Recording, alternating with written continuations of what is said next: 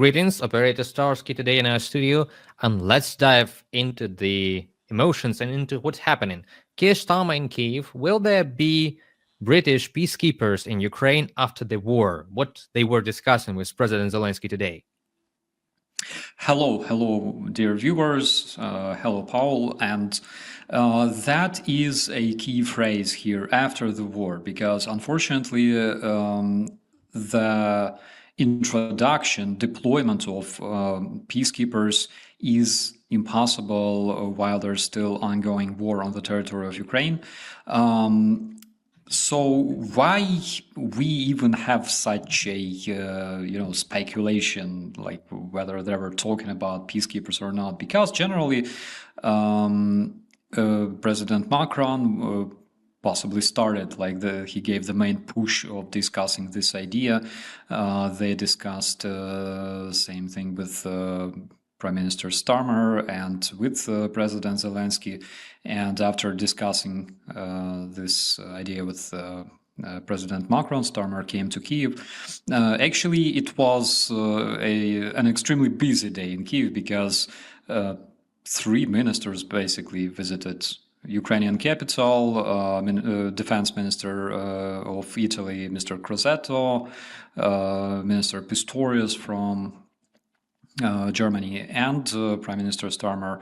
I don't really think that it was coordinated because I believe a month ago Minister Crosetto had a conversation with President Zelensky. They were discussing air defense systems and cooperation in frames of military industry. And I believe that this time he literally had, clarification or something in order to clarify the details of the upcoming agreement.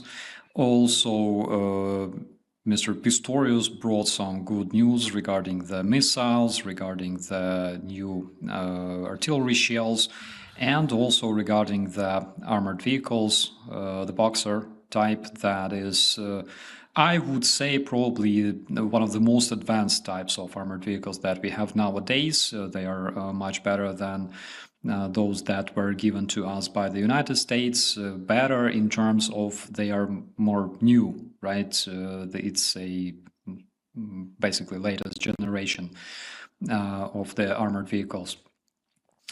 So I don't really think that those two visits and conversations were somehow connected to Mr. Starmer's visit. But this one in particular is very interesting because behind the closed doors, I believe that President Zelensky and Mr. Starmer were discussing the possibility of deploying the peacekeepers on the territory of Ukraine.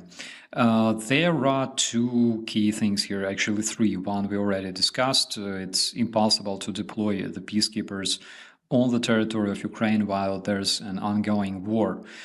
They are not meant to actually, technically stop the war. They're meant to make sure that it doesn't start again. Right, they're meant to preserve the situation, stabilize the situation, and keep it like that. Unfortunately, in order Mr. Starsky, I believe that the most important visit was Keir Starmer's, with the highest command, like with Zelensky himself about peacekeepers, while Boris Pistorius and Mr. Guido from Italy were discussing the details of already promised packages and some logistics. Maybe they have been making some inquiries and making connections with their colleagues in not the highest command of Ukraine, but on the a little bit more technical branches, like with Ministry of Defense, with Ministry of Infrastructure, Ministry of Digital Transformation, and all of that. And also, Robert Fico, after all this busy day in Kyiv, have promised he will meet with Zelensky soon after rejecting going to Kyiv. Possibly he changed his mind and will come to Kyiv to end this pro-Russian demagogue that started since his go to Moscow to Putin, with handshake with Putin, and then Home Alone. Have you seen that movie? He was like, alone in Hanoi. Like we have Odin in Kanoya, yeah, but he was Odin in Hanoi for some time. And yeah, he tries to fix somehow that. Yeah, speaking of Fico, it's apparently the clearest agent of Russian influence in Europe. You cannot find anybody, in my humble opinion, you cannot find anybody that is, as clearly pro-Russian, and considering all the data collected on him and his desire to give out Slovak national assets to Russia in 2013. That is insane. But again, returning to the peacekeepers, one important thing is that in order to deploy them here, based on the decision of the United Nations, of the Security Council, unfortunately, we have to have agreement or approval from all the members of the Security Council, which, as we understand, doesn't work because there's Russia, there's Nebenzia, and they are pretty much useless for many, many years already. So most possibly there will be a possibility to deploy those peacekeepers in Ukraine based on the collective decision between specific members of the United Nations, which is possible because, for example, if they create some kind of training base on the territory of Ukraine and make this territory international, right? Like in case of embassies, then this will be completely possible. And here in Ukraine, in Yavoriv, we have a center for training the international peacekeeping forces. That is actually some of the biggest training grounds that we have in Ukraine. I've been there multiple times before the full-scale invasion. It's where all kinds of NATO members, not only NATO members, participate in the mutual military exercises together with Ukrainian soldiers and share this experience. I have a lot of good memories connected to this place, especially the cuisine, because one time we've been there during the Rapid Trident 2016 with my brigade. It was the first case when the National Guard of Ukraine participated actually in such a military exercise on With such NATO a level. forces, with Americans, I believe, yeah?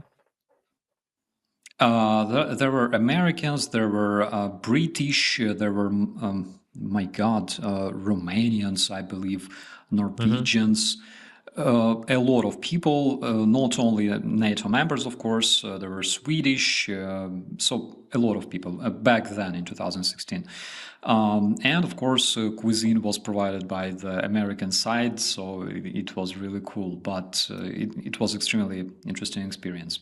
So basically, we already have such a facility on the territory of Ukraine, and it will not take tremendous time to literally establish it as a functioning international base, international center for the peacekeepers that can literally move in anytime, because they were already there many, many times, and this can function as their base. Okay, so while all this is happening, we have some North Korean soldiers being captured on the territory of Kursk region with little to no reaction from the world majority. From the United States, we have only South Korean authorities asking to get those Koreans to South Korea because they consider all Koreans their citizens, as well as North Korea considers all Koreans their citizens, I believe. And yeah, it shows that the US foreign policy is quite reactive. It has been reactive. It has been reacting to what the axis of evil was doing and was pretending to do: North Korea, Russia, Iran. And to my opinion, what is happening now with President-elect Trump and his claims on Greenland and his claims with Canada and Panama is creating the news agenda of the world, not reacting to it. So I don't believe this will ever happen, the invasion of Canada, United States. But Canada really can do more to support NATO. And all these have like it has been a wake-up call for NATO members in Europe and Canada that you cannot sit back and relax while Ukraine is fighting a war. It's a World War III, in my opinion, as Anna from Ukraine, our colleague and friend, has said to me in our studio at UATV, World War III is happening now in Ukraine, and it will spread if Ukraine fails. And because of that, we have to form and shape that agenda, not react to what the axis of evil is doing. Maybe you have some thoughts on that too. First of all, regarding Greenland, so let's put it this way. Denmark is a NATO member, right? Yes. Therefore, Greenland is basically the NATO territory. And there are two ways, the hard way and easy way to ensure that this area is secured. The hard way, and in my opinion, absolutely stupid way, is when you literally spend like gazillion of dollars on buying this land, which I don't really see happening because it's international borders. We already don't live in the times when you could sell people and sell lands like that, right? And also Denmark, of course, will not agree on that. But there is an easy and it's like absolutely primitive solution if you want to protect that land. Literally build a base and send international troops, send NATO troops there. Like, what's the problem? I don't really see the problem. It's basically, you know, people trying to play like decision makers and newsmakers. So I don't really see this as a successful operation. Speaking of the North Koreans, I completely agree on that. We are already in the environment of the World War III that is happening on Ukraine, when Ukraine is facing North Korea, Iran, Russia, just as Anna said, I completely agree with her. But at the same time, I don't really think that the rest of the European countries, for example, they really consider North Korea a threat to them, because North Korea is located literally on the opposite side of the globe. But at the same time, of course, it's a big mistake because North Korean soldiers are already fighting like several thousand kilometers closer to the European territory. So I would be really concerned on their place if I was them, if I was European decision makers. And at the same time, we learned a lot of things that are generally interesting for us Ukrainians fighting against North Koreans. There was this amazing diary of the North Korean soldier, full of that Chujhe propaganda and stuff. It's literally, you know, when you read that, I don't really know. Is it because like an officer of a secret service stands behind his back when he's like writing that in his diary, you know, with a gun, or they literally do think like that in such language? It's crazy. However, some details were. Yeah, I've heard from the interrogations that those two soldiers that are POWs right now in Ukraine, in Kyiv, they believe that their grandmaster, the great leader of the country, can read their minds. So they have to think like that. It was like an honest answer from them. Yeah, well, I didn't read that. I read that diary, the translation of it, and actually found a lot of interesting things regarding their training, regarding their ways of combat. Ukrainian drones using a living human being that is being attacked by that drones that tries to lure it. That is insane. However, at the same time, there are several again, speculations on those North Koreans, because according to some of the gossips that I've heard the other day from the guys on the ground, they say that despite like their losses and inability to fight properly in the 21st century, when they literally advance across the field, in lines like in the World War II. That is insane. But despite that fact, again, according to the guys, they are trained, so they received more or less good training, good in according to the standards of the North Korea, of course. But they received some good training, and basically there's a lot of special forces, a lot of professional like trained infantry, prepared infantry, and things like that. On the other hand, according to this diary of that soldier, where he talks that he made some kind of big mistake back in his homeland, and that's why he went to Ukraine in order to fix this mistake and repair his honor and things like that. So his mighty leader would appreciate and forgive him and stuff. I believe that I heard that. I'm sorry, I heard that in cartoon for children, The Last Airbender. Like, I have to restore my honor because my father wants to find the Avatar. You remember that? Yeah. Yeah. So I believe that the situation is a bit different. Is either they literally sent whoever they didn't care much about, like, whether they will return or not. And I really think that they will not. I don't really see North Koreans returning home. And speaking of tremendous losses of their personnel, speaking of those cluster munitions striking their proud lines as they march across the fields, I don't really see them talking about their soldiers being captured. Also, North Korean legendary chief also admitted that there are no North Koreans in Ukraine or in Russia. It's like a myth and stuff. So I don't really see them coming home, really. Even if they do, I don't really see them surviving long enough after that. So it's like it's a one-way ticket. One-way trip. Well, yeah, like Yeah. one-way ticket. So unfortunately, well, there have been more topics that we'd like to discuss, but what the flammable one is that new drones have started hitting Russian oil refineries and spirit factories, which are really important for Russians, not only because of the alcohol that they produce, but because alcohol is important for fuel, for aviation fuel, and for some types of missile fuels, I believe. Not those really technological high-tech ballistic missiles, but non-adjustable missiles that are like reactive shells that are launched from helicopters, etc.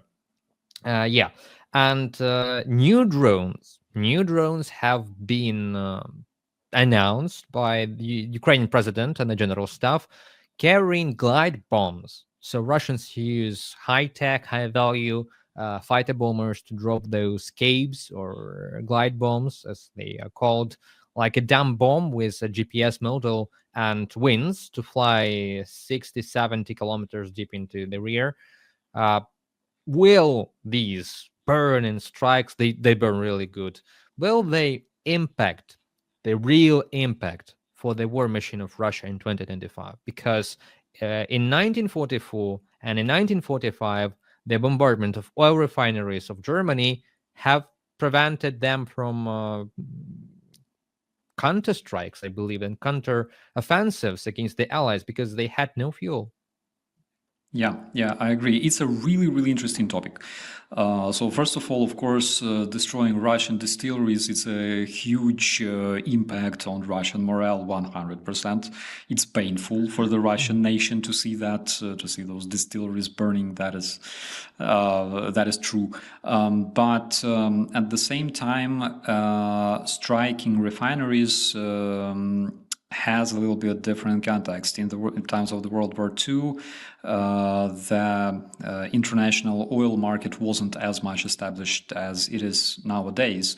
Therefore, Ukraine striking Russian oil refineries actually not only cuts Russian capabilities in terms of supplying their troops with fuel, but also influences the international market. Why we don't really concentrate on those strikes? The answer is really interesting because if the refineries start burning in Russia, and if Russia starts producing less oil, and if the amount of the produced oil in the world decreases, its price raises, and its price will raise also in the United States. Therefore, Ukraine has like indirect way of, I would say, influencing the prices of the gas on the international market this way. Why it's important is because when fuel price rises on the international market, and especially in the United States, that's usually considered very, very bad for the president's rating, for the rating of the United States president. It was noticed by Paul Warburg the other day on a YouTube. Again, brilliant analytic, and in my opinion, it's really interesting to remember all those strikes, all the Russian bases, all the Russian fuel storages burning in Engels and etc. They are important, but as an activity, as an event, right? Those news will live only like 2-3 days, not more. Informationally, Russia is very strong, and people will forget about those strikes and will not remember them.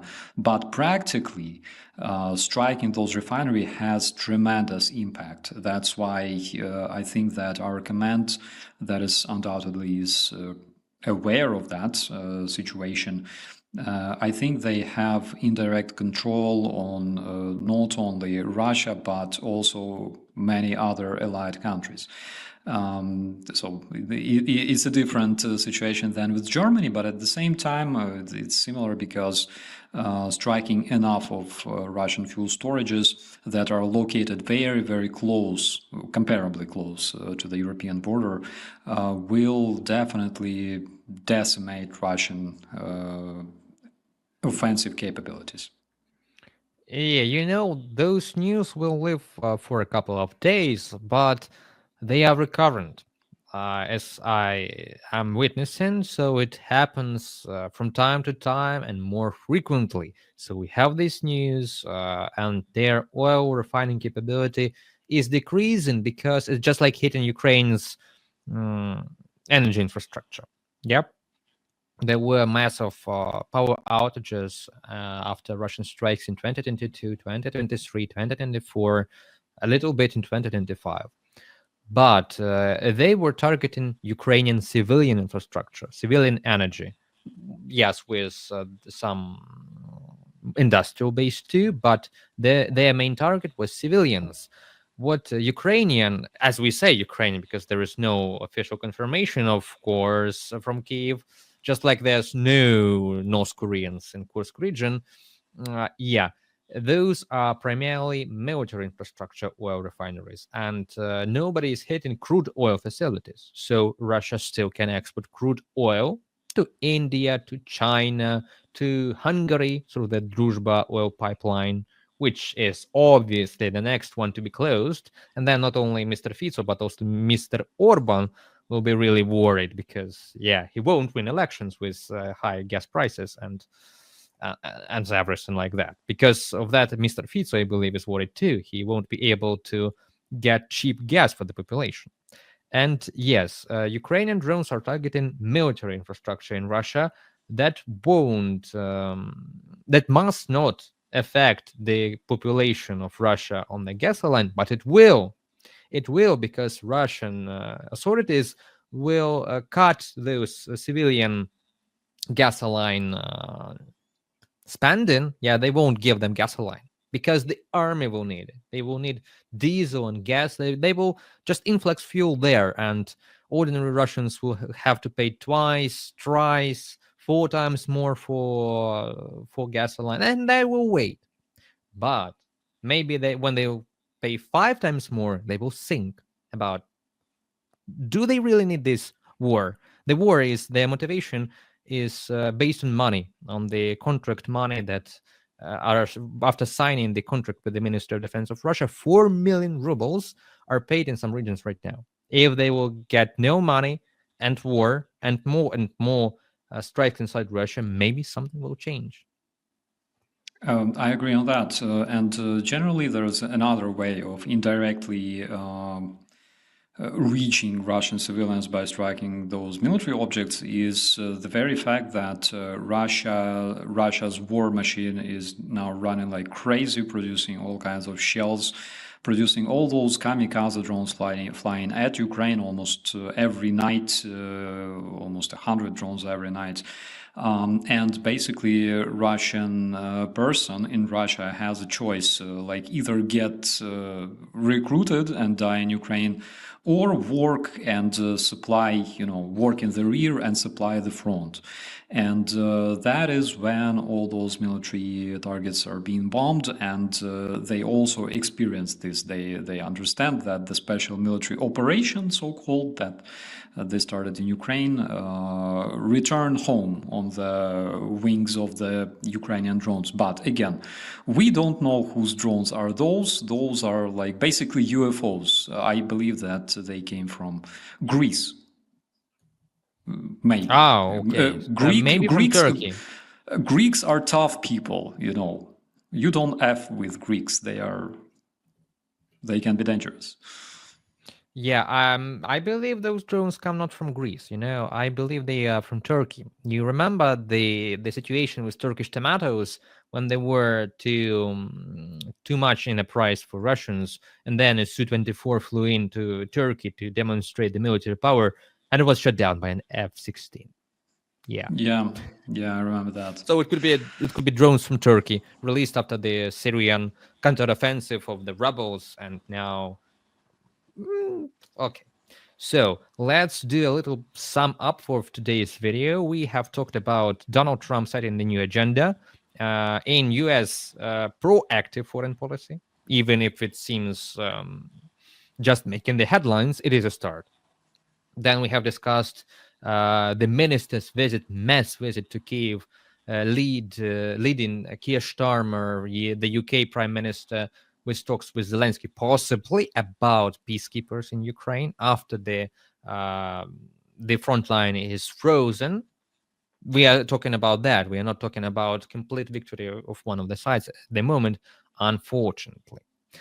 It is not still about Ukrainian victory, but about peacekeepers. And also about striking the rear of Russia with those new kind of drones. Please give us a little bit of summary of yourself, and we will say goodbye to our viewers for today.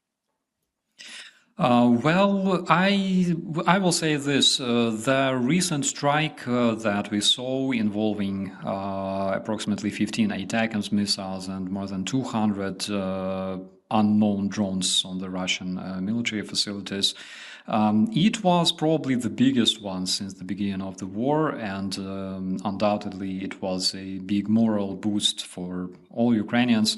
But considering the fact that Ukraine stockpiled tens of thousands of drones, a lot of them have long range, and they're able to reach as far as Caspian Sea. We will see more of that, and as we see the decline in terms of Russian vehicles, depleting of Russian storages of tanks and older vehicles and artillery. At the same time, we see the positive dynamics in Ukraine in terms of producing those drones, producing Ukraine Ukraine's own missiles, and I believe that those strikes will only intensify. Again, I'm not sure, considering the situation, that we will be striking more Russian refineries, but I'm pretty sure that we will see a lot of good fireworks in the monitoring channels very, very soon, and we'll be seeing them very, very often. Thank you very much. Operator Starsky was in our studio today. Yeah, I'm really glad that we have such people and such talks on UATV channel. Thank you for being with us, and stay tuned for what will burn next in Russia. I believe there will be some fireworks soon. Definitely. Thank you so much. So that was Red Lines for today with Operator Starsky, our old friend. I hope that you like this episode, and we will keep an eye on what's happening with the British Prime Minister Keir Starmer and Zelenskyy negotiating possibly peacekeepers, and what next will happen on the world agenda, and who will cross the red lines next time. Stay tuned and don't let propaganda win.